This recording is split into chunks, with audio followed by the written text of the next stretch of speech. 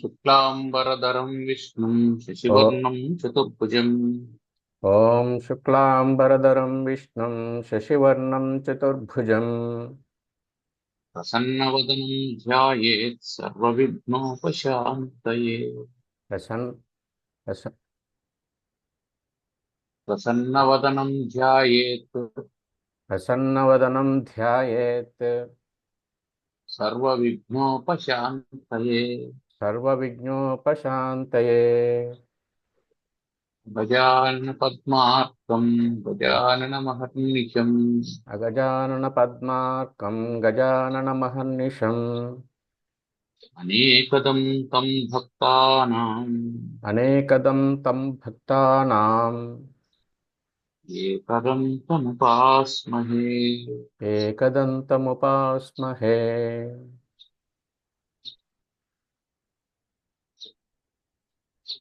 చాణక్యుల వారు లోకాన్ని ఉద్ధరించడం కోసం చెబుతూ ఉన్నటువంటి నీతి శాస్త్రంలో 5వ అధ్యాయం నేను 3వ శ్లోకం చెప్పుకుంటూ ఉన్నాం.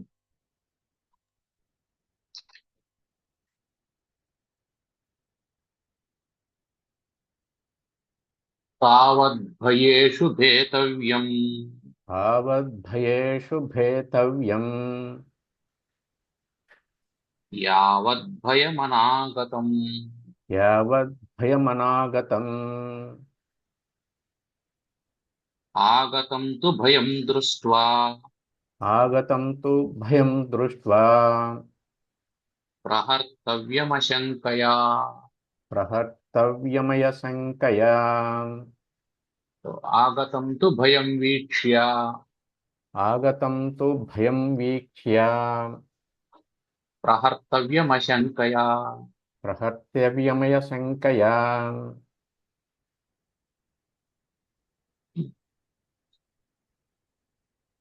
యావత్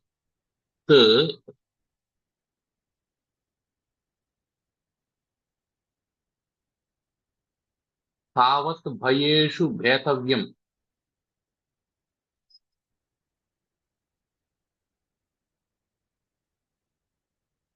భయేషు భేతవ్యం. భేతవ్యం అంటే భయపడాలి.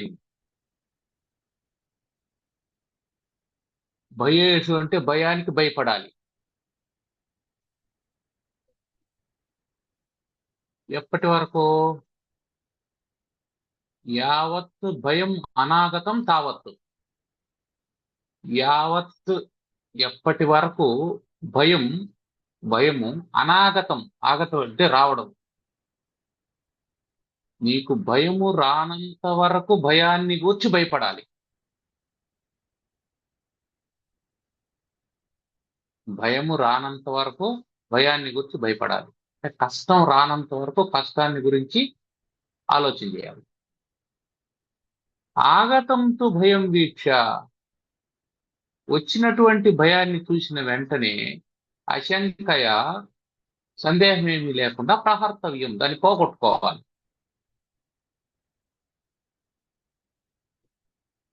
భయం వచ్చిన తర్వాత భయపడుతూ ఉండకూడదు. భయం వచ్చిన తర్వాత ధైర్యంగా దాన్ని పోగొట్టుకోవాలి. భయం రాకముందు నువ్వు భయపడు, ఏమి ఇబ్బంది లేదు. అది వస్తుందని భయపడు. కష్టం రాలేదు, అప్పుడేం చేయాలా? కష్టం వస్తుందని భయపడు. ఎట్లా? ముసల్తనం వస్తుంది, లేదా జబ్బు చేస్తుంది, లేదా అవసరాలు వస్తాయి. వీటికి భయపడు.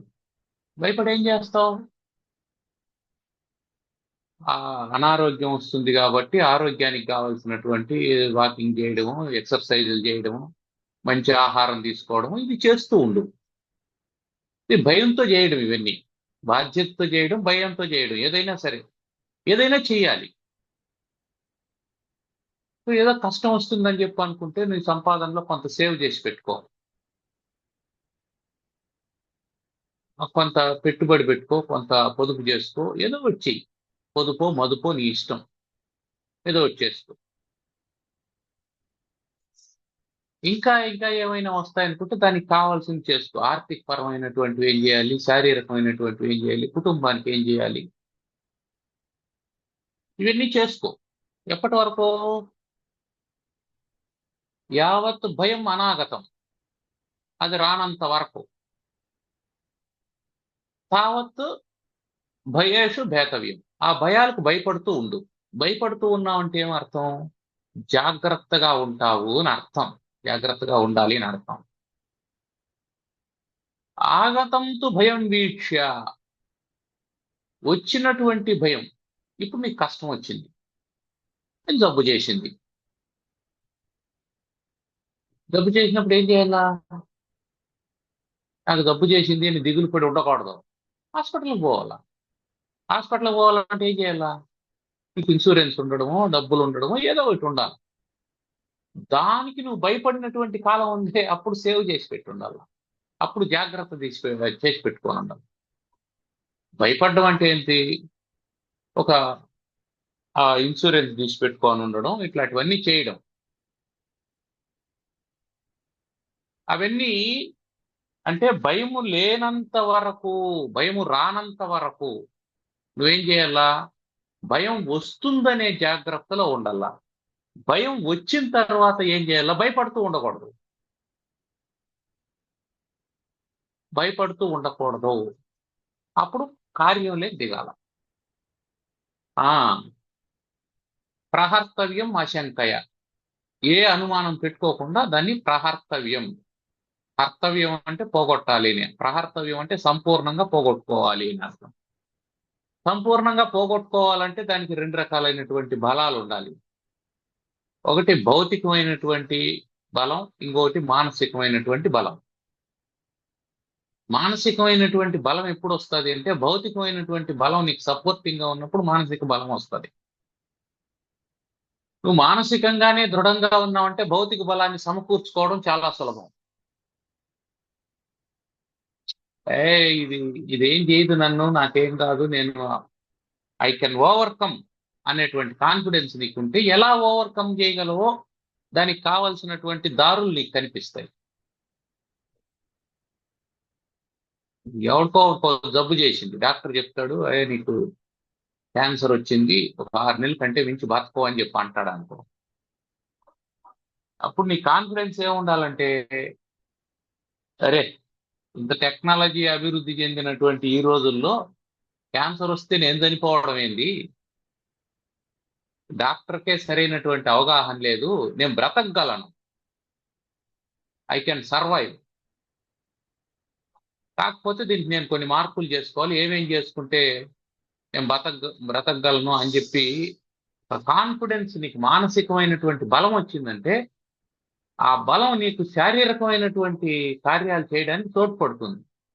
నువ్వు లైఫ్ స్టైల్ ఎట్లా మార్చుకోవాలి, ఏం తినాలి, ఏం తినకూడదు, ఏ టైంలో వైద్యం చేసుకోవాలి, నీ ఆహార విహారాలు ఏమిటి, వీటన్నిటికీ మానసికమైనటువంటి బలమే. ఇది డయాబెటీస్ వచ్చింది, ఇది తినద్దు అని చెప్పి అన్నాడు అనుకో, ఎందుకు తినేస్తావు నువ్వు? మానసికంగా బలహీనుడైతే కదా తింటావు. మానసికంగా బలవంతుడైనప్పుడు నువ్వు దాని జోలికి పోవు.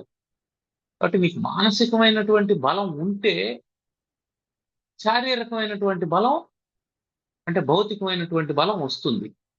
ఒక్కోసారి భౌతికమైనటువంటి బలం ఉన్నప్పుడు శారీరకమైనటువంటి బలం కూడా వస్తుంది. ఎట్లా వస్తుంది అంటే, నీకు జబ్బు చేసింది, హాస్పిటల్కి పోవాలి, ఇన్సూరెన్స్ లేదు, డబ్బు కూడా లేదనుకో, అప్పుడేమవుతావు? డబ్బు లేదనేటువంటి బలహీనత వల్ల నీకు జబ్బు పెరుగుతుంది. జబ్బు చేసిందనుకో, సరే ఏమైంది, మన దగ్గర డబ్బులు ఉంది, చేద్దాంలే ఈ పని అని అనుకో. అంటే భౌతికమైనటువంటి బలం మానసికమైనటువంటి బలాన్ని ప్రోధి చేస్తుంది, మానసికమైనటువంటి బలం భౌతికమైనటువంటి బలాన్ని ప్రోధి చేస్తుంది, వైస్ వర్స. మానసికమైనటువంటి బలం ఎట్లా వస్తుంది అంటే, తన లోపల తాను చేసేటువంటి మాడిఫికేషన్స్ వల్ల వస్తాయి. భౌతికమైన బలం ఎట్లా వస్తుంది అంటే, తన డిసిప్లైన్ వల్ల వస్తుంది. భౌతికమైనటువంటి బలం డిసిప్లైన్ వల్ల వస్తుంది, తన క్రమశిక్షణ వల్ల వస్తుంది. ఒక క్రమ పద్ధతిలో బ్రతకడం, క్రమ పద్ధతిలో ఖర్చు పెట్టుకోవడం, క్రమ పద్ధతిలో సంపాదించుకోవడం, క్రమ పద్ధతిలో పొదుపు చేసుకోవడం, ఇట్లాంటి వాటి వల్ల భౌతికమైనటువంటి బలం వస్తుంది. అంతేకాకుండా క్రమ పద్ధతిలో మానవ సంబంధాలు ఏర్పాటు చేసుకోవడం కూడా అది భౌతికమైనటువంటి బలం. ఇప్పుడు నలుగురు డాక్టర్లతో నీకు పరిచయం ఉందనుకున్నాం, అది భౌతికమైనటువంటి బలం. జబ్బు చేసినప్పుడు ఎవరో ఒకరు సరైనటువంటి సలహా ఇస్తారు, ఎవరో ఒకరు అందుబాటులోకి వస్తారు. ఇదేమిటిది? కమ్యూనికేషన్స్ అంటారు. సోషల్గా నువ్వు కమ్యూనికేటెడ్గా ఉండి యాక్టివ్గా ఉన్నప్పుడు నీ సోషల్ రిలేషన్స్ ఏం చేస్తాయి? నీకు బలాన్ని ఇస్తాయి. అది భౌతికమైనటువంటి బలం. నీకు 10 మందితో మంచి సంబంధాలు ఉన్నాయనుకోండి, నీ దగ్గర డబ్బు లేదు, నీకు కావాలంటే అప్పిచ్చే వాళ్ళు ఉంటారు. నీకేదో ఇబ్బంది అయింది, నేనున్నాను కదా చూడు అని చెప్పాను. అనుకోకుండా కూతురికి పెళ్లి కుదిరింది, లేదా కొడుకు పెళ్లి చేయాలని అనుకున్నాం. ఓ 20 లక్షలు కావాల్సి వచ్చింది, నీ దగ్గర డబ్బు లేదు. నీకు 10 మంది స్నేహితులు ఉండారు, 2 లక్షలు ఇవ్వగలిగినటువంటి వాళ్ళు ఉండారు అనుకుంటే నువ్వు దాన్ని వాయిదా వేయాల్సిన పని లేదు, జరిగిపోతుంది అది. ఇది భౌతికమైనటువంటి బలం. ఆ 10 మంది స్నేహితులు ఉన్నారు కాబట్టి నీకు మానసికమైనటువంటి బలం వచ్చింది. వాళ్ళు ఎవరూ లేరు, నేను ఎలాగైనా చేయగలననేటువంటి మానసిక బలం మాత్రమే ఉంది నీకు. అప్పుడు ఏం చేస్తావు? ప్రయత్నం చేస్తావు. నీకు స్నేహితుడే 2 లక్షలు ఇవ్వాల్సిన పనిలే, వడ్డీ వ్యాపారం చేసేవాడు కూడా నీకు 20 లక్షలు డబ్బులు ఇవ్వచ్చు. నీ మానసిక బలంతో సంపాదించుకుంటావు. కాబట్టి ఏంటంటే మనిషి ఎప్పుడు బలవంతుడిగా ఉండాలి. అందుకే వివేకానందులు వారు ఏమన్నారు? బలమే జీవితం, బలహీనతే మరణం. Strength is life, weakness is death అన్న. కాబట్టి భయం అనేది రాకముందే నువ్వు భయపడుతూ ఉండాలి. దీన్నేమంటాం? ప్రీ ప్లానింగ్, ముందు జాగ్రత్త అని అంటాం. అంతే, అది భయం కాదు, జాగ్రత్త. అది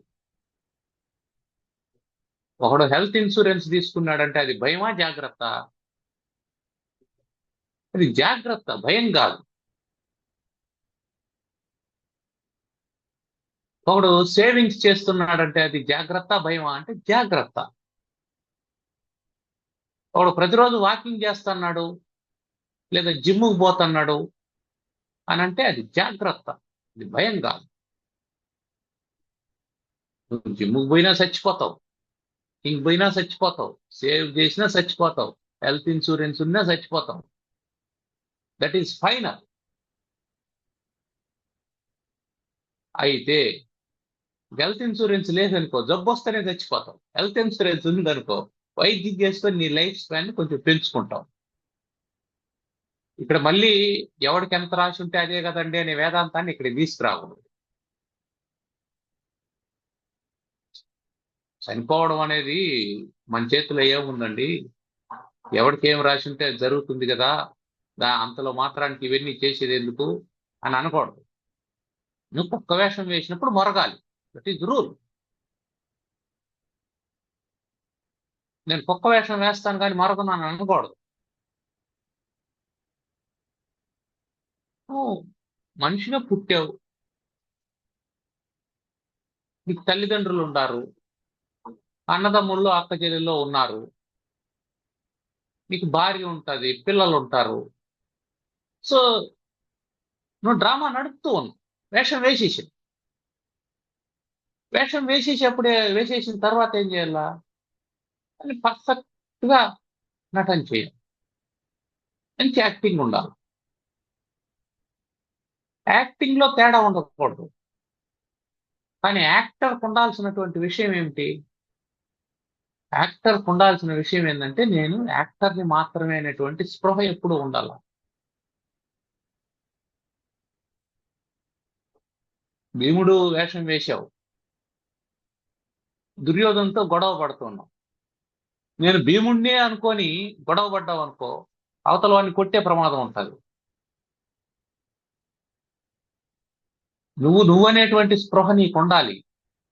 కానీ భీముడైతే ఎలా కొడతాడో అలా కొట్టినట్టు నటించాలి. ఇవి రెండూ ఉండాలి. ఇది మానవుని జీవితంలో మనం కొనసాగించాల్సినటువంటి వ్యవహారం. కాబట్టి వ్యవహారాన్ని పరిశుద్ధంగా చేయాలి. నీకు ఉద్యోగం ఇచ్చిన వాడి దగ్గరికి పోయి, ఎందుకండి ఇవన్నీ, ఏమి శాశ్వతం ఇది, నువ్వు ఏమి యంత్రాలు కనిపెట్టినా ఏమి చేసినా ఇదంతా శాశ్వతం కాదు కదా, ఒకనాటి అన్నిటిని వదిలేసిపోవాలి కదా అని చెప్పి అన్నాడంటే, ఈ రోజే ఉద్యోగం వదిలేసిపోరా నాయనా అని చెప్పి అంటాడు. శాశ్వతం కాదని తెలుసుకున్నటువంటి నీకు ఉద్యోగం ఎందుకు, వదిలేసిపో అని అంటాడు. That is not correct. అది నీ అవగాహన, అది నీ జ్ఞానం. అది ఎందుకు ఉపయోగపడుతుంది నీకు అని అంటే, దాంట్లో వచ్చేటువంటి కష్ట నష్టాలని నువ్వు సమదృష్టితో చూడడానికి ఉపయోగపడేటువంటిది. దానివల్ల ఇబ్బంది ఏర్పడింది, పర్వాలేదు, ఇది శాశ్వతం కాదు కాబట్టి ఇబ్బంది వస్తూ ఉంటుంది, దాని గురించి ఆలోచన చేయడం లేదు, ఆలోచించాల్సిన అవసరం లేదు అనేటువంటి దృఢత్వం వస్తుంది. కాబట్టి ఇక్కడ జీవితానికి సంబంధించినటువంటి అవగాహన ఒకటి, జీవించేటువంటి విధానం ఒకటి, ఈ రెండిటిలోనూ మనిషికి అభినివేశం ఉండాలా. జీవితానికి సంబంధించినటువంటి అవగాహన ఏంటంటే, on one fine day we have to quit this globe అనేటువంటి అవగాహన ఉండాలి. అది ఉంది కాబట్టి యావత్ భయేషు భేతవ్యం యావత్ భయం అనాగతం. మృత్యువు రానంత వరకు మృత్యువు గురించి భయపడుతూ ఉండాలి అని చెప్పి అన్నాడు. మృత్యువు గురించినటువంటి భయం ఎప్పుడైతే నీకు ఉంటుందో అప్పుడేం చేస్తావు, నువ్వు చేయాల్సినటువంటి కార్యక్రమాలన్నీ వాయిదా వేయకుండా చేస్తూ ఉంటావు. నా బిడ్డలకి ఇది చేయాలనుకున్నావు, నా జీవిత భాగస్వామికి ఇది చేయాలనుకున్నావు, వచ్చే సంవత్సరం చేద్దాం, 5 ఏళ్ల తర్వాత చేద్దాం, ఇవన్నీ వాయిదా వేయద్దు. ఎందుకని, యావత్ భయం అనాగతం. అది రాకముందే చేసేయాలి, వచ్చిన తర్వాత నువ్వేం చేయలేవు. అందుకని ఈ భయం అనేది ఎందుకు అంటే, you have to respect the fear. ఆ భయం నిన్ను నడిపిస్తుంది, అందరూ సిన్సియర్గా ఉద్యోగం చేయరు, చాలా మంది భయంతో ఉద్యోగం చేస్తూ ఉంటారు. ఇది మన బాధ్యత, మనం ఈ వర్క్ను పూర్తి చేయాలని చేయరు. ఇది పూర్తి చేయకపోతే మనకు జీతం రాదు, లేదా ఉద్యోగంలో నుంచి తీసేస్తారు అని చేసేవాళ్ళు ఉంటారు. పసిపిల్లవాడు ఉంటాడు, వాడిని పాలు తాగరా అని చెప్పి అంటాం, వాడు తాగనంటాడు. మనం ఏం చేస్తాం, వాడు తాగకపోతే వాడు వీక్గా అయిపోతాడనేది మనకు తెలుసు, వాడు బలహీన పడిపోతాడు, వాడు తాగనంటాడు. ఏం చేస్తాం?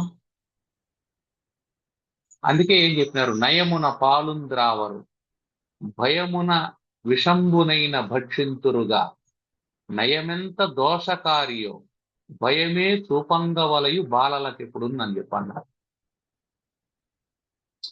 నయంతో బుజ్జగించినప్పుడు పాలు కూడా తాగనటువంటి వాడు భయపెట్టినటువంటి విషమైనా తాగేస్తాడు. అంటే ఏమర్థం, నువ్వు అని భయపెట్టమని దాని అర్థం కాదు. నయముతో జరగాల్సినటువంటి పని జరగకపోతే, అది ఖచ్చితంగా జరిగి తీరాల్సిన పని అని అనుకున్నప్పుడు, వానికి నువ్వు నయంతో నీతితో బోధించినప్పుడు, బుజ్జగిస్తూ చెప్పినప్పుడు వాడు వినకపోతే, సామదాన భేద దండోపాయం ద్వారా అయినా సరే, సామదాన భేదాలు కుదరనప్పుడు దండోపాయం ద్వారా అయినా సరే కార్యాన్ని నెరవేర్చాలి. ఇప్పుడు వాడు పాలు తాగనన్నాడు, వదిలేసావు, వాడు బలహీన పడిపోతాడు, ఎముకలు పలచబడిపోతాయి, రేపు ఎముకలు ఇరిగిపోతాయి, ఆడుకొని పోయిన ప్రతిసారి ఎముకలు ఇరగొట్టుకొని వస్తాడు. అప్పుడేం చేస్తావు? అప్పుడు బాధపడుతూనే ఉంటావా? కాబట్టి దాని పర్యవసానాలు ఏమొస్తాయి, కాన్సిక్వెన్సెస్ ఏమొస్తాయని చూసుకొని చేయాల్సినటువంటి పని చేసి తీరాలి అనేది ఇక్కడ. అంటే కర్తవ్యాన్ని పరిహరించకూడదు. యావత్ భయం అనాగతం, భయం నీ దగ్గరికి రానంత వరకు, తావత్ భయేషు భేతవ్యం, అంతవరకు భయాన్ని గూర్చి భయపడి ఇవన్నీ చేసుకో. ఇంతవరకు ఫస్ట్ లైన్ అయిపోయింది. ఆగతంతు భయం వీక్ష, ఇప్పుడు భయం నీ దగ్గరికి వచ్చింది. భయం నీ దగ్గరికి వచ్చింది. మీకు రెండు ఆప్షన్స్ ఉంటాయి. ఒకటి, దాన్ని అంగీకరించడం. రెండు, దాన్ని పరిహరించడం. మృత్యువు నీ దగ్గరికి వచ్చింది, పరిహరించలేవు, అంగీకరించవు. జబ్బు నీ దగ్గరికి వచ్చింది, అంగీకరించాల్సిన అవసరం లేదు, పరిహరించు. అంటే నువ్వు చేయగలిగినటువంటి దాన్ని సోమరితనం చేతనో అలసత్వం చేతనో దాన్ని వాయిదా వేయకు. నీ చేతిలో ఉన్నటువంటిది, నువ్వు చేయగలిగినటువంటిది, నువ్వు చేస్తే జరుగుతుంది అని అనుకునేటువంటి దాన్ని వాయిదా వేయద్దు, దాన్ని స్వీకరించకుండా ఉండద్దు. నీ చేతిలో లేనటువంటిది, నువ్వు చేయలేనటువంటిది, దాన్ని నువ్వు అంగీకరించు. కాబట్టి ఆగతంతు భయం వీక్ష, భయం వచ్చింది. ఇప్పుడు మన తల్లిదండ్రులు ఉంటారు. తల్లిదండ్రుల్లో మనం ఎవరినో ఒకరిని పోగొట్టుకున్నాం అంటే వాళ్ళు మరణించారు. ఆ తల్లిదండ్రుల యొక్క మరణాన్ని మనం ఆపగలమా? లేదు. ఇప్పుడు తల్లి లేదు లేదా తండ్రి లేదు అనేటువంటి అని భయపడుతూ ఉంటే నీ జీవితం కొనసాగుతుందా? లేదా వాళ్ళు పోయారని ఏడుస్తూ ఉంటే నీ జీవితం కొనసాగుతుందా? లేదు. నువ్వు దాన్ని వదిలేయాలి, దాన్ని పరిహరించేయాలి. దాన్ని పరిహరించి నీ అంతకు నువ్వు స్వతంత్రంగా బ్రతకగలిగినటువంటి విధి విధానాలను ఏర్పాటు చేసుకొని ముందుకెళ్ళిపోవాలి. భయపడాల్సింది ఎప్పుడు? వాళ్ళు ఉన్నప్పుడు భయపడాలి. వీళ్ళు పోతే మనం ఎలా బ్రతుకుతాం, కాబట్టి వీళ్ళు ఉండగానే మన బ్రతుక్కో దారి ఏర్పాటు చేసుకోవాలి. అది అప్పుడు భయపడాల్సిన విధానం. అది భయం కాదు, జాగ్రత్త. అది జాగ్రత్త. జాగ్రత్త ఎప్పుడు వస్తుందంటే భయం ఉన్నప్పుడు జాగ్రత్త వస్తుంది.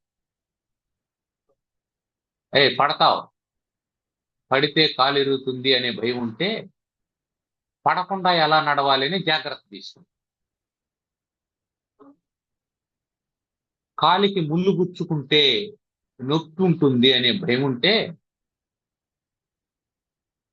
ముళ్ళు గుచ్చుకోకుండా చెప్పులు వేసుకుంటాం, జాగ్రత్త పడతాం. కాబట్టి జాగ్రత్త ఎప్పుడు వస్తుందంటే భయం ఉన్నప్పుడు వస్తుంది. అందువల్ల we have to respect the fear. ఎప్పటి వరకు? అది రానంత వరకు. వచ్చిన తర్వాత we have to face the fear. రానంత వరకు జాగ్రత్తగా ఉంది. వచ్చిన తర్వాత ఇంకా జాగ్రత్తలు ఏమి లేవు, ఎదుర్కో అంతే. ఎప్పటి వరకు? ప్రహర్తవ్యం. ఇక రెండో ఆలోచన లేదు. ఎదురు పడితే ఏమవుతుందో? ఏం కాదు, పోతుంది అంతే. ఒకటి అది పోతుంది, లేదా నువ్వు పోతావు. ఏదైనా పోవాల్సింది. అది పోయింది, నువ్వు ఉంటావు కొంతకాలం, నువ్వు పోయింది, పోతావు అంతే. So you have to face. జబ్బు వచ్చింది, ఏం చేస్తావు? జబ్బు బలమైనదైతే నిన్ను తీసుకుపోతాడు, నువ్వు బలమైన వాడైతే జబ్బును తీసేస్తావు. కాబట్టి ఏం చేయాలి? నువ్వు బలమైన వాడు కావాలి. నువ్వు బలమైన వాడు ఎప్పుడవుతావు? ఏ భయం లేకుండా, ఏ శంక లేకుండా మానసిక బలాన్ని ప్రోత్సహం చేసుకొని భౌతికమైనటువంటి బలాన్ని సమకూర్చుకున్నావంటే నువ్వు బలవంతుడు అవుతావు, వచ్చినటువంటిది వెళ్ళిపోతాడు. నువ్వు బలహీనుడైనావంటే దానికి బలాన్ని ఇస్తున్నావు అని అర్థం. నిజానికి దాని బలం తక్కువే ఉంది. అవతల వాని దగ్గర 100 రూపాయలే ఉంది, నీ దగ్గర 100 రూపాయలు ఉంది. ఇప్పుడు ఇద్దరు సమఉజ్జీలుగా ఉండాలి. నువ్వు సోమవారం 10 రూపాయలు, మంగళవారం 10 రూపాయలు, బుధవారం 10 రూపాయలు, గురువారం 10 రూపాయలు ఇట్లా ఖర్చు పెట్టుకుంటూ వస్తూ ఉన్నావు. వాడు ఖర్చు పెట్టకుండా అట్లే ఉన్నాడు. నువ్వు ఖర్చు పెట్టడం వల్ల ఏమవుతున్నావు అంటే వానికంటే డబ్బు లేనివాడుగా మారిపోతున్నావు, అంటే బలహీనుడు అవుతూ ఉన్నావు. వాడికి కొత్త బలం ఏమీ రాలా, నువ్వు బలహీనుడు కాబట్టి వాడు బలమైన వాడైనాడు. నీకంటే ఎక్కువ డబ్బులు ఉన్నవాడు ఎప్పుడైనాడు వాడు? నీ దగ్గర ఉన్నటువంటి డబ్బులు నువ్వు ఖర్చు పెట్టేశావు కాబట్టి వాడు. అంతకుముందు ఇద్దరు ఈక్వల్ గానే కదా ఉన్నారు. కాబట్టి లోకంలో అందరూ సమానంగా ఉంటారు అని అంటే అందరికీ సమానమైన అవకాశాలు, సమానమైన మానసిక స్థితి, ఇవన్నీ ఉంటాయి. ఆ తర్వాత వాళ్ళు సమాజంతో ఎలా అప్రోచ్ అవుతారు, ఎలా ఉంటారు, తమ జీవితాన్ని ఎలా మరుచుకుంటారు, ఆ భయాన్ని ఎలా ఎదుర్కొంటారు, జాగ్రత్తలు ఏం తీసుకుంటారు అనే దాని మీద ఈ హెచ్చుతగ్గులు వస్తూ ఉంటాయి. అంటే భగవంతుడు ఏం చేశాడు? నీకు 100 రూపాయలు, నాకు 100 రూపాయలు, వాడికి 100 రూపాయలు, వాడికి 100 రూపాయలు, అందరికీ 100 రూపాయలు ఇచ్చి పంపించారు. నువ్వేం చేసావు? ఆ 100 రూపాయలని పెట్టుబడి పెట్టావు.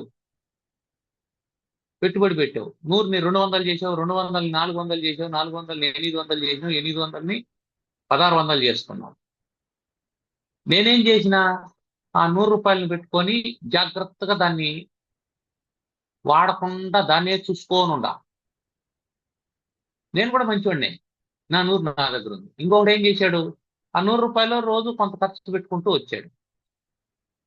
కొన్ని రోజులు జరిగింది. కొన్ని రోజులు జరిగిన తర్వాత ఇప్పుడు ఏమైంది? ఈ మూడో వాని దగ్గర 100 రూపాయలు అయిపోయింది. ఇప్పుడు వీడు జీరోకి వచ్చింది. అంటే వీడు దరిద్రం. ఈ 100 రూపాయలు ఖర్చు పెట్టినటువంటి వాడు మిడిల్ క్లాస్. ఈ 100 రూపాయలు పెట్టుబడి పెట్టి దీన్ని పెంపొందింప చేసినటువంటి వాడు హై క్లాస్కి వెళ్ళి. ఇప్పుడు ఎవరిని నిందిస్తావు? ఇచ్చేవాడేమో నువ్వు అందరికీ తలా 100 ఇచ్చే పంపించాడు. ఇచ్చేవాడు నీకు అన్ని ఇచ్చే పంపించాడు. నీకు పంచభూతాలు ఉన్నాయి, నాకు పంచభూతాలు ఉన్నాయి. నీకు శరీరం ఉంది, నాకు శరీరం ఉంది. నీకు మెదడు ఉంది, నాకు మెదడు ఉంది. అన్ని అందరికీ ఉన్నాయి. ఆయన ఇచ్చేటప్పుడు పుట్టుకతో వైకల్యం ఏదైనా ఉంటే దానికి అది వేరే వ్యవహారం. అలా లేకుండా నీకు ఇచ్చినప్పుడు నువ్వేం చేయాలంటే ఉన్నటువంటి వనరుల్ని నువ్వు ఎలా వాడుకుంటున్నావు అనే దాన్ని బట్టి నువ్వు ఏ క్లాసులో ఉంటావు అనేది డిసైడ్ అయిపోతుంది. సో నీకు ఏమిటి భయమే ఉండాలి అంటే భవిష్యత్తును గురించినటువంటి భయం ఉండాలి. అది ఉన్నప్పుడు నువ్వు జాగ్రత్త పడుతున్నావు అని చెప్తున్నావు. ఆగతంతు భయం వీక్ష. అది వచ్చిన తర్వాత, అంటే బరిలోకి దిగిన తర్వాత, కష్టమో నష్టమో అది వచ్చిన తర్వాత మళ్ళీ దాని గురించి ఆలోచన చేయకూడదు అని చెప్పాను. తర్వాత ఏకోదర సముద్భూత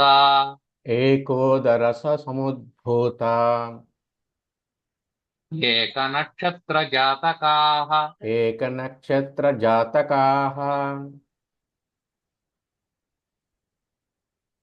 న భవంతి సమాశీలే న భవంతి సమాశీలే యథా బదర కంటకాః యథా బదరకంటకాః.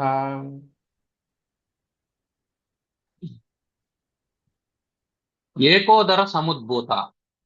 ఏకోదరం అంటే ఒకే గర్భంలో జన్మించినటువంటి వాళ్ళు, అన్నదమ్ముళ్ళు, అక్క చెల్లెళ్ళు, ఎవరైనా కావచ్చు.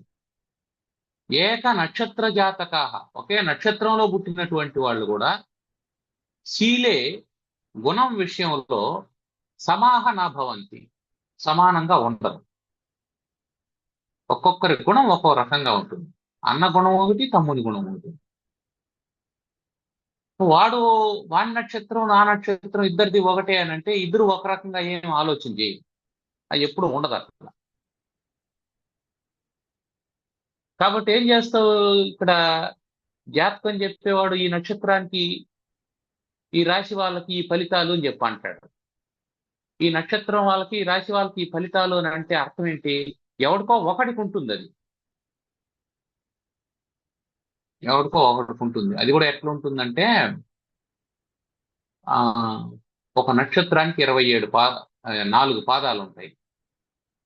27 నక్షత్రాలు, 27 × 4 108 అవుతుంది. 108 పాదాలు అవుతుంది. అంటే ఒక నక్షత్రానికి ఒక ఫలితం చెప్పినాడంటే అర్థం ఏంటంటే 108 మందిలో ఒకటికి కోయిన్సైడ్ అవుతుంది. మిగిలినటువంటి 107 మందికి జరగదు. 108వ వాడికి ఒకటి, మళ్ళీ 1వ వాడికి, ఈ ఇద్దరికి కోయిన్సైడ్ అవుతుంది. మళ్ళీ 107 మందికి జరగదు, మళ్ళీ 108వ వాడికి జరుగుతుంది. మధ్యలో ఎవరికైనా జరిగితే జరగచ్చు. అది పద్ధతి. అందువల్ల ఏకోదర సముద్భూతా ఏక నక్షత్ర జాతకా, ఒకే గర్భంలో జన్మించిన, ఒకే నక్షత్రంలో పుట్టిన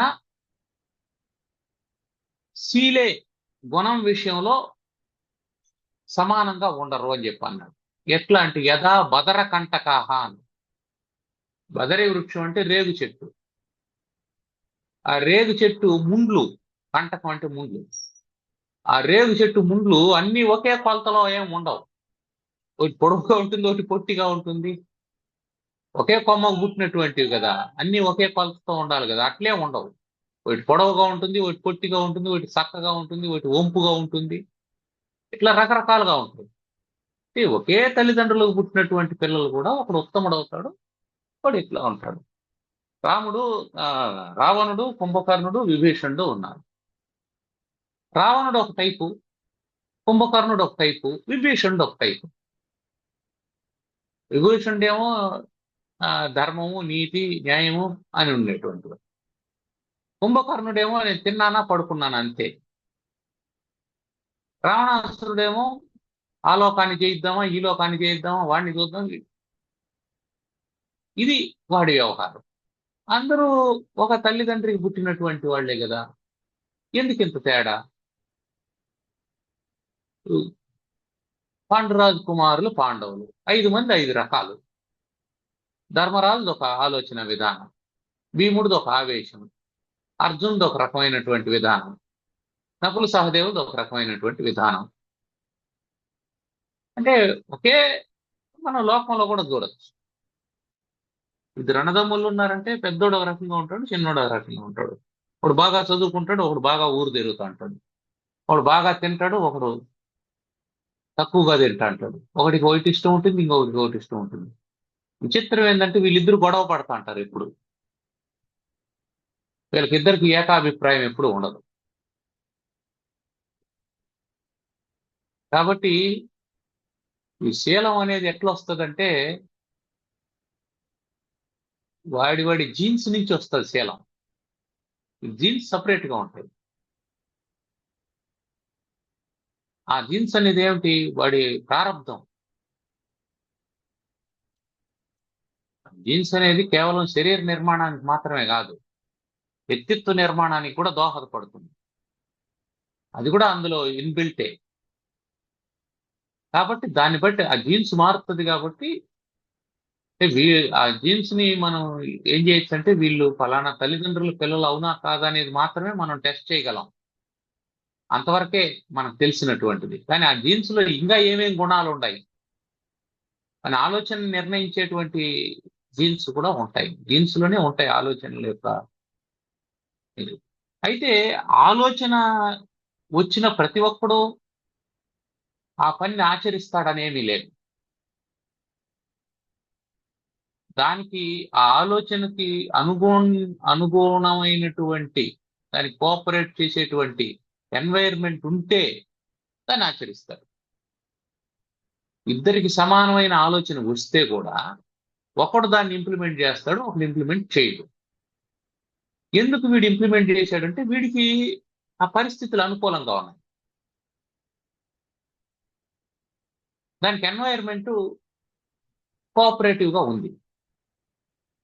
అవతల వాడికి కూడా అదే ఆలోచన ఉంది, కానీ వాడికి ఎన్వైర్న్మెంట్ కోఆపరేటివ్ గా లేదు. ఇద్దరు పిల్లలు ఒకడు ఫస్ట్ ర్యాంక్, ఒక సెకండ్ ర్యాంక్ వచ్చే విధంగా చదువుతూ వస్తారు. ఒకడు 10వ తరగతి అయిన తర్వాత ఒకడు ఇంటర్మీడియట్ లో చేరి చదువుకుంటాడు, ఇంకోడు 10వ తరగతి అయిన తర్వాత ఏదో చిన్న ఉద్యోగంలో చేరతాడు. దట్ మీన్స్ వీడికి చదివే కెపాసిటీ లేదని కాదు, దట్ మీన్స్ వీడికి ఉద్యోగం చేసే కెపాసిటీ లేదని కాదు.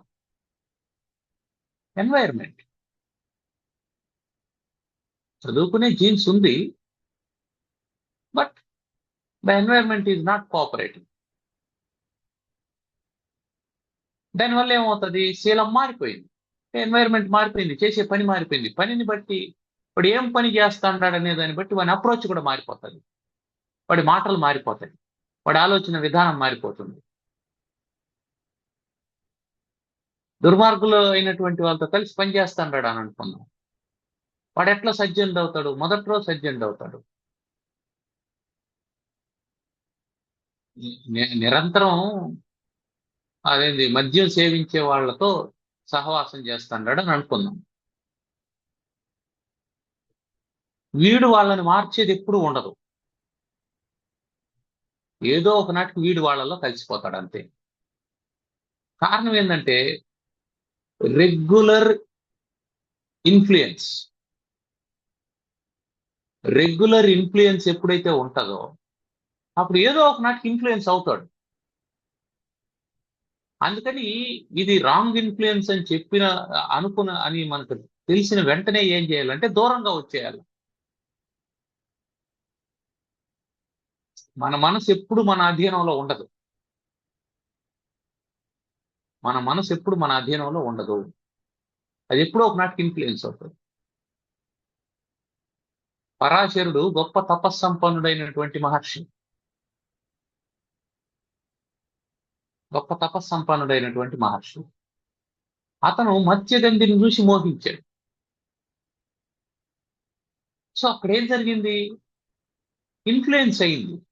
ఇన్ఫ్లుయెన్స్ అయితే వ్యాసుడు పుట్టేంత దూరం అది వెళ్ళింది ఆ రిలేషన్. అంటే కారణం ఏంటంటే ఎన్వైరన్మెంట్ దానికి అనుకూలంగా ఉంది. ఇప్పుడు ఆ మత్స్యగంధితో పాటు ఇంకొక వ్యక్తి ఉన్నాడు అని అనుకున్నాం, ఆమె తోడుగా. లేదా పరాశరునితో పాటు ఆ ఓడలో ఇంకొక వ్యక్తి ఉన్నాడు అనుకున్నాం, ఇంత జరిగి ఉంటుందా? జరగదు.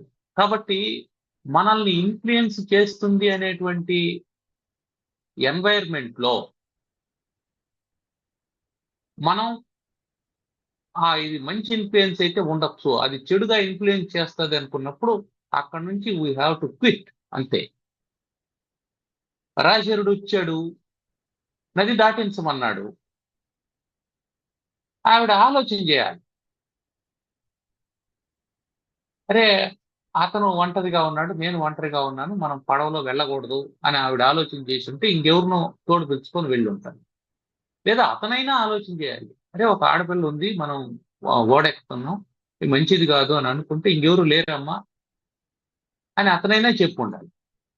ఇవేం జరగలేదు అంటే ఏమర్థం, నీ మనస్సు నిన్ను మిస్గైడ్ చేసేదానికి మిస్గైడ్ చేస్తూ ఉంటుంది. అది దాని పని, అది దాన్ని తప్పు పట్టడానికిలే. దానికి అనుకూలమైనటువంటి ఎన్వైరన్మెంట్ లో నువ్వు ఉండకూడదు, అది నువ్వు తీసుకోవాల్సిన జాగ్రత్త. నీ బుద్ధి పనిచేయాల్సింది ఇక్కడ, నీ మనసు పనిచేస్తూ ఉంటుంది. ఎందుకంటే దాని లక్షణం అది, దానికి ఆలోచనలు వస్తూ ఉంటాయి. ఇది మంచి ఆలోచన, ఇది చెడు ఆలోచన అని డిసైడ్ చేసుకోవాల్సింది బుద్ధే తప్ప మనసు ఏం చేస్తుంది, అది ప్రోడక్ట్ చేస్తూ ఉంటుంది. It's a machine, it produces. Quality control నువ్వు చేసుకోవాలి. ఇదిగో ఈ పెన్ తయారైంది, ఇది పనికి వస్తుందా పనికిరాదా అనే క్వాలిటీ కంట్రోల్ నువ్వు చేసుకోవాలా. అంతేగాని ప్రొడ్యూస్ అయిన ప్రతిదాన్ని మార్కెట్లోకి పంపించేసినావంటే 4-5 డ్యామేజ్ ఉన్నాయంటే నీ కంపెనీకి చెడ్డ పేరు వచ్చేస్తారు. అందుకే క్వాలిటీ కంట్రోల్ యూనిట్ అనేది ఒకటి ఉండాలి. అట్లాగే మన బుద్ధి క్వాలిటీ కంట్రోల్ యూనిట్ లాగా పనిచేస్తూ ఉండాలి. వచ్చిన ఆలోచన అంతా ఇంప్లిమెంట్ చేయి అనే బుద్ధి కాదు ఉండాల్సింది. అందుకే మనకేం చెప్పారు, వినదగుని ఎవ్వరు చెప్పినా వినినంతనే వేగపడక వివరింపదగును కానీ కళ్ళ నిజము తెలిసిన మనుజుడెపో నీతిపరుడు అని. ఒకసారి దాని గురించి ఆలోచన చేయరా నాయన. నీకు వచ్చినటువంటి ప్రతి ఆలోచనని ఏం చేయాలంటే నీ బుద్ధిలోకి పంపించాల. అది దాన్ని బేరీజ్ వేస్తుంది, కైపారు పడుతుంది. ఇది పనికొచ్చేది స్టోర్ చేసి పెట్టు, పనికిరాంది డస్ట్బిన్లో వేసి. Don't make your mind as a dustbin. ప్రతిదాన్ని స్టోర్ చేసుకోవద్దు, ప్రతి ఆలోచనను తీసుకోవద్దు, దాన్ని అనలైజ్ చేసి బయట తరగదు. కాబట్టి ఏకోదర సముద్భూత, ఒకే గర్భంలో పుట్టినటువంటి వాళ్ళు, ఒకే నక్షత్రంలో పుట్టినటువంటి వాళ్ళు శీలపరంగా ఒకే రకంగా ఉండరు. ఒకే మైండ్ లో పుట్టినటువంటి ఆలోచనలు కూడా ఒకే రకంగా ఉండవు. వాడు చాలా మంచోడు అని అనుకుంటాం, that is wrong. Don't make conclusion. ఎవడు మంచోడు కాదు, వాడు చెడ్డోడు అంటావు. Don't make conclusion. ఎవడు చెడ్డోడు కాదు. Situation demands, environment creates. కానీ అట్లా రియాక్ట్ అయ్యేటట్టు చేస్తుంది. చాలా మంచివాడే, నువ్వు అది పనిగా రోజు వాని ముందర కూర్చొని వాడిని తిడుతూ ఉంటే వాడు తిరిగి తిట్టకుండా ఎట్టుంటాడు? మళ్ళీ తిరిగి తిట్టినప్పుడు నువ్వేమంటావు? వాడు చెడ్డవాడు. అంటే వాడు చెడ్డవాడు కావడానికి కారణం ఏంటి? బేసిక్ గా వాడు కాదు, నువ్వు. అంటే మనం ఏం చేస్తామంటే మనలో ఉండేటువంటి లోపాలను మనం హైడ్ చేసి ఆ లోపాలను అవతల వాళ్ళ మీదకి ఇంపోజ్ చేస్తూ ఉంటాము. ఒక భర్త ఓ డాక్టర్ దగ్గరికి వెళ్ళాడు, ఈఎన్టీ స్పెషలిస్ట్ దగ్గర. వెళ్ళి అతనితో చెప్పాడు, ఏమండి మా భార్యకు చెవులు వినిపించడం లేదండి, మీరు ఏదైనా ఒక హీరింగ్ ఎయిడ్ ఇస్తారా అని అడిగాడు. ఆయన అన్నాడు, అట్లా ఇచ్చేదానికి కుదరదు. ఆమె ఎంత దూరంలో ఉంటే వినపడకుండా ఉంది, ఎంత శబ్దాన్ని వింటుంది, ఎన్ని డెసిబల్స్ వింటుంది, ఎన్ని వినలేకుండా పోతుంది, ఇవన్నీ టెస్ట్ చేసి ఇవ్వాలండి. టెస్ట్ చేయకుండా కుదరదు అని అంటే, ఆమె రాలేదు డాక్టర్, మీరే ఎట్లయినా కొంచెం చేయాలా అని చెప్పాను. సరే, అయితే నేను ఒక మాట చెప్తాను. ఆమె ఎంత దూరంలో ఉండి వినగలుగుతుంది, ఎంత దూరంలో ఉండి వినలేకుండా పోతుంది, కనీసం ఇదైనా చెప్పండి. దాన్ని బట్టి నేను ఒక అంచనా వేసుకొని నేను ఒక హీరింగ్ ఎయిడ్ ఇస్తాను అని చెప్పాను. ఓకే, అదైతే నేను ఈరోజు చెక్ చేసుకొని రేపు వస్తానండి అనేసి బయలుదేరి ఇంటికెళ్ళి తలుపు తీశాడు. తలుపు తీయగానే ఆవిడని చూశాడు. ఆవిడ ఎక్కడుంది? వంటగదిలో ఉంది. ఆమె ఏదో వంట చేసుకుంటూ ఉంది. ఇక్కడ నుంచి అడిగాడు, ఏమండి ఏం కూర చేస్తున్నావు అని అడిగాడు. ఆమె నుంచి సమాధానం ఏమీ రాలేదు. ఓహో, ఇంత దూరంలో వినిపించడం లేదు మా ఆవిడకి అని అనుకున్నాడు. ఆ తర్వాత హాల్లోకి వచ్చాడు. హాల్లోకి వచ్చి ఏం కూర వండుతున్నావు అని అడిగాడు. సమాధానం రాలేదు. అక్కడ నుంచి కిచెన్ ఎంట్రన్స్ లేకపోయాడు. అంటే ఇంకా 2-3 అడుగుల దూరం ఉంది ఆవిడకి ఆయనకి. అక్కడ నుంచి అడిగాడు, ఏం కూర వండుతున్నావు అంటే సమాధానం రాలేదు. ఇప్పుడు ఆమె వెనక్కి వెళ్ళాడు. ఇంచుమించు ఆమె తాకుతూ ఉన్నాడు. చెవి దగ్గరికి నోరు పెట్టి ఏం కూర వండుతున్నావు అన్నాడు. ఆమె చిరాకేసి వెనక్కి తిరిగి చూసి, అబ్బబ్బా, అడిగిందే ఎన్నిసార్లు అడుగుతారు, ఇప్పటికి 4గోసారి చెప్తున్నా వంకాయ కూర వండుతున్నానని అని చెప్పి అన్నదాడు. 4గోసారి చెప్తున్నావా? అవును, మీరు మొదటిసారి గేటు తీస్తేనే అడిగారు, మళ్ళీ హాల్లోకి వచ్చి అడిగారు, మళ్ళీ కిచెన్ ఎంట్రన్స్ కాడ అడిగారు. 3 సార్లు వంకాయ కూర వంకాయ కూర వంకాయ కూర అని చెప్పిన. ఇప్పుడు చెవు దగ్గరకు వచ్చి ఏం కూర వండుతాండావు అని అంటున్నారు. ఎన్నిసార్లు చెప్పాలి అంటాను. నిజంగా నువ్వు 4 సార్లు చెప్పావు. చెప్పానాయా బాబు. అప్పుడు బయట వచ్చాడు ఇతను కిచెన్ లో నుంచి. ఎవరికి వినిపించలేదు? వినిపించింది అతనికి. ఆవిడకి వినిపిస్తూనే ఉంది, ఇతనికి వినిపించలా. కాబట్టి ఇతనేమనుకుంటాడో ఆవిడకు వినిపించడం లేదని అనుకుంటాను. కాబట్టి మీలో ఉండేటువంటి దోషాలని అవతల వాళ్ళ మీదకి నెట్టేసి వాళ్లకు అంటే we are not defining our character, we are defining others character. That is what we are doing, which should not be done. చేయకూడనటువంటి పని ఏం చేస్తున్నాం అంటే ఎప్పుడు అవతల వాళ్ళని డిఫైన్ చేసేందుకు మనం ప్రయత్నం చేస్తూ ఉంటాం. No, don't do that job. That is not your job. Define yourself. Go through your works, go through your thoughts, go through your words, and make a definition and make corrections yourself. That is very important. కానీ మనం ఏం చేస్తాం? We are always judging others words, others character, others behavior, others food, others dress, each and everything we are judging. Who are you to judge? What's the right you have? First of all, judge yourself. Are you in correct manner? Are you in correct way? Are you talking in correct manner?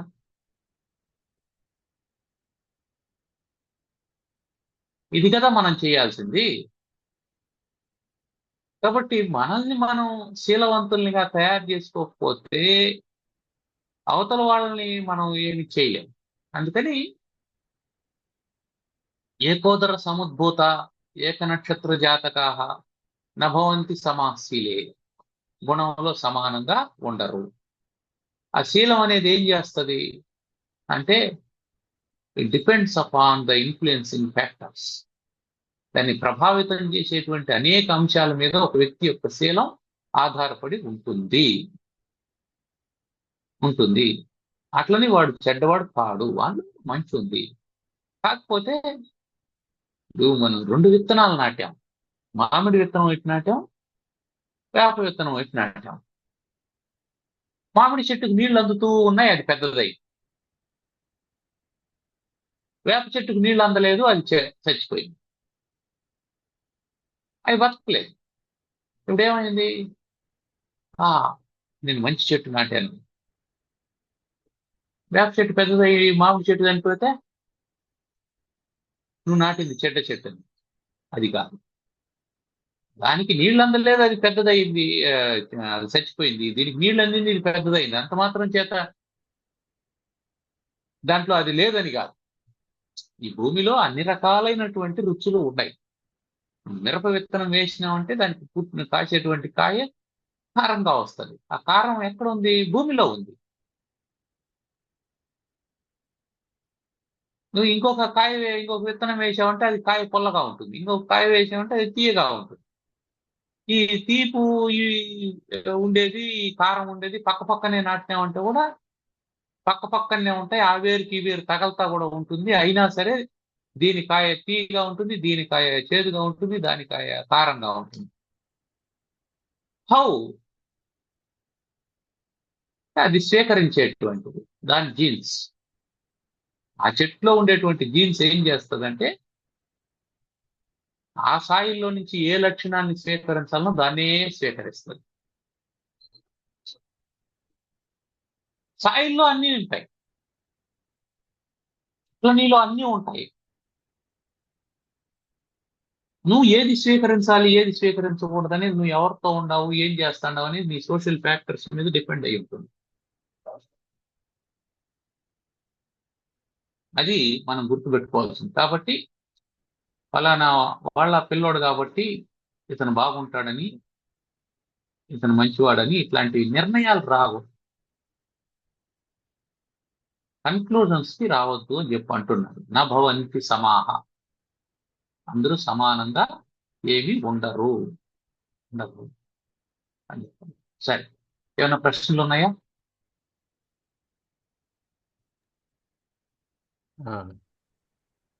ఏం లేవు. ఏమండి, మీకు ఏమైనా ప్రశ్నలు ఉన్నాయండి?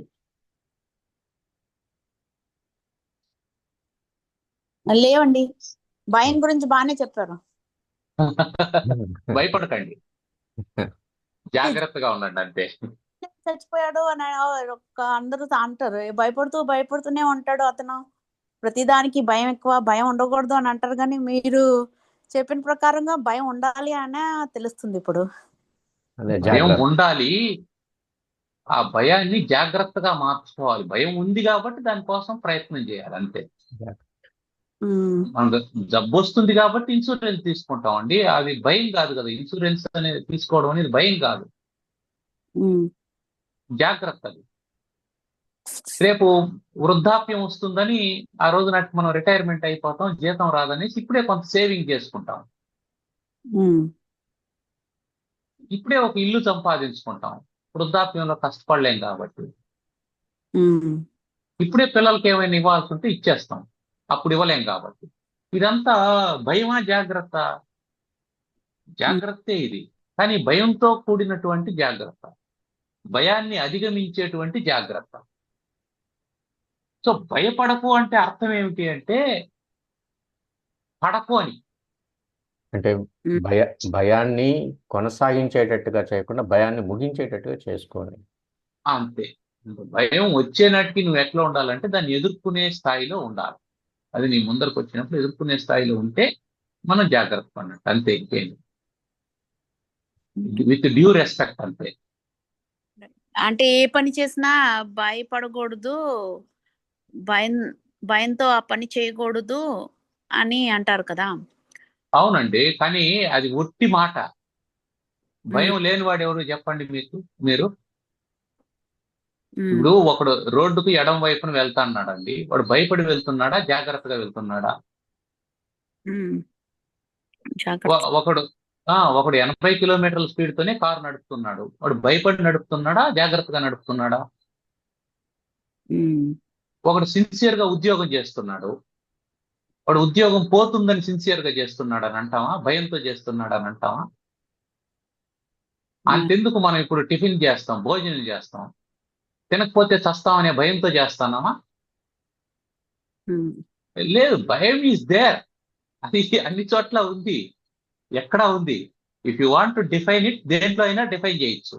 అన్నం తింటాడు, వాడు చస్తాడనే భయంతో అన్నం తింటాడు అని మీరు డిఫైన్ చేయొచ్చు. ఉమ్, కాబట్టి భయపడకూడదు అని అంటే అర్థం ఏమిటంటే అది భయమే, కానీ don't consider it, go in your own way అని దాని అర్థం. నువ్వు భయపడుతూ కూర్చున్నావు అంటే అయ్యో ఏమైపోతుందో అని అనుకుంటున్నావు అంటే కర్తవ్యాన్ని మర్చిపోతాం. ఉమ్, రోగం వస్తే ఎట్లా అనుకుంటా ఉంటే వచ్చేస్తుంది, అది ఏం చేయలేం. రోగం వస్తే ఇన్సూరెన్స్ ఉండాలని చెప్పి అనుకున్నాం అంటే రోగం వస్తుంది, ఇన్సూరెన్స్ ఉంటుంది, దాని నుంచి బయటపడతాం. ఉమ్, అంటే భయపడుతున్నావు, భయపడకూడదు అని అంటే అర్థం ఏంటంటే కర్తవ్యాన్ని వదిలేయకూడదు అని చెప్పడం అక్కడ. ఉమ్, భయంతో పని చేసుకో అని అన్నాడంటే అర్థం ఏంటంటే నీ కర్తవ్యాన్ని నువ్వు నిర్వర్తించు అని అర్థం. భయంతో పని చేసుకుంటే పని చేయకపోతే ఉద్యోగం పోతుందనే ఆలోచనతో నిర్వర్తించుకో అని. ఉమ్, దానికి రెస్పెక్ట్ ఇవ్వడం, దానికి గౌరవం ఇవ్వడం, అంతే. అదేనండి, కరెక్ట్. ఉమ్, ఉమ్. బాధ్యతతో కూడిన భయం ఉండాలి. బాధ్యతతో కూడిన భయం ఉండాలి. ఇప్పుడు పిల్లవాడు ఉంటాడండి, వాడు తినడం లేదు, వీక్ అయిపోతున్నాడు, వాడిని మీరు భయపెట్టరా? ఉమ్, కర్ర తీసుకొని ముందర పెట్టి తినకపోతే చూడు నీ సంగతి ఏం చేస్తాను అని చెప్పి అంటారు. అక్కడ మీ మీ మోటో ఏంటి? ఉమ్, అతన్ని భయపెట్టడము, అతన్ని బాధించడము, అతన్ని తిట్టడము మీ మోటో కాదు. మీ మోటో ఏంటంటే అతని చేత తిరిగించడమే మీ మోటో. ఉమ్, దానికి ఇది ఒక వే యు చూజన్, అంతే తప్ప మీరు ఎన్నుకున్నటువంటి ఒక మార్గమే తప్ప ఉమ్, అతన్ని హింసించడం మీ ఆలోచన కాదు, మీ మోటో కాదు. అదే అర్థమైంది. ఉమ్. సరే, కంక్లూడ్ చేద్దాం. ఓకే. తప్పకుండా. ఓం సర్వమంగళ మాంగళ్యే శివే సర్వార్థ సాధికే శరణ్యే త్ర్యంబకే గౌరీ నారాయణి నమోస్తుతే. ఓం స్వస్తి ప్రజాభ్యః పరిపాలయంతాం న్యాయేణ మార్గేణ మహీం మహీషాః గోబ్రాహ్మణేభ్యः శుభమస్తు నిత్యం. లోకాः సమస్తాः సుఖినో భవంతు. ఓం శాంతి శాంతి శాంతి. ధన్యవాదాలు. ధన్యవాదాలు. ధన్యవాదాలు.